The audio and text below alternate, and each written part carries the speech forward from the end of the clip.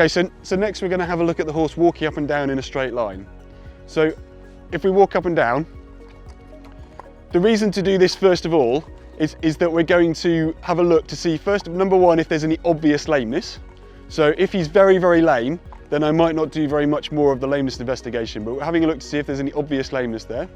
The next thing we're looking at is to see how he turns, and we're looking to see how he places his legs. So how he's bringing his legs forward and how he's placing his feet on the ground. So you can see he's landing slightly on the outside wall of the right fore. As the right fore hits the ground, it's slightly on the outside wall again. Would you mind walking again, please?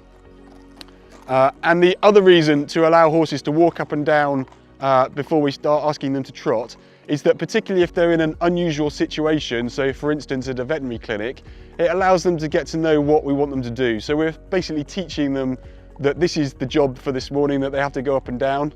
And also if for instance there's a wheelie bin around the corner or a plastic bag, it shows them that it's there and therefore they're going to be less worried about it when we're doing trotting next time.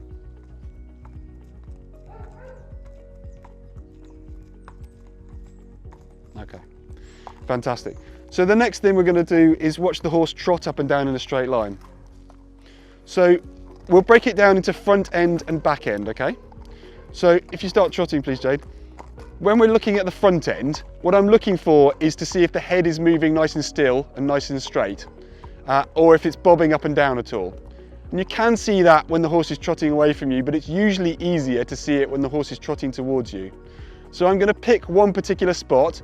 On this horse, he has a nice little star, so I can watch that star. And is it moving level or is it bobbing up and down? We'll do that again.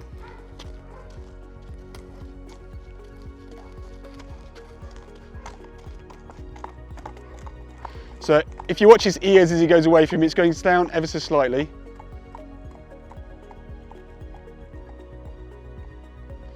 So as he comes back towards us, I'm going to watch that star and I'm going to find the rhythm. And I'm going to see when that star is going downwards. And then I'm going to look at the ground and see which foot is hitting the ground. So it's down, down, down, down, down. And that's when the right front is hitting the ground. And that means that the lameness is going to be coming from the left front leg. So essentially, on the leg that he's trying to take weight off, he'll be going upwards, and on the leg that he's trying to bear more weight on, he'll be going downwards. So it's down on the sound, so he's going down on the right front, and that means that he's going to be more lame on the left fore. Okay. So when we're watching him trot away from us for hind limb lameness, the area that we're going to be watching is the silhouette of his backside here. So watching to see if these two gluteal muscles and the tubercocces, the parts of the pelvis on the end here, are moving symmetrically. So these two bum muscles, these two gluteal muscles, should be moving equally like this, okay? And if they're moving asymmetrically, so like this, that indicates that he's lame on that particular side. So we'll have a look at him as he trots away from us, and first of all watching that silhouette of the backside. So we can see that the left side of his gluteal muscles is dropping to the ground more than the right hand side.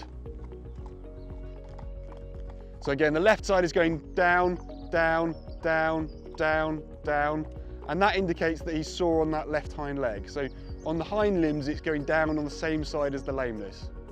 The other thing we're going to look at as he's trotting away from us is the movement of the hind legs. So this should be going through straight underneath his body rather than swinging out to the side. And also they shouldn't be dragging. So if you look at that left hind, it's swinging slightly out to the side and it's dragging as well. So he's dragging his toe on that left hand side. So this horse, after trotting up in the straight line, we can establish his baseline lameness in a straight line.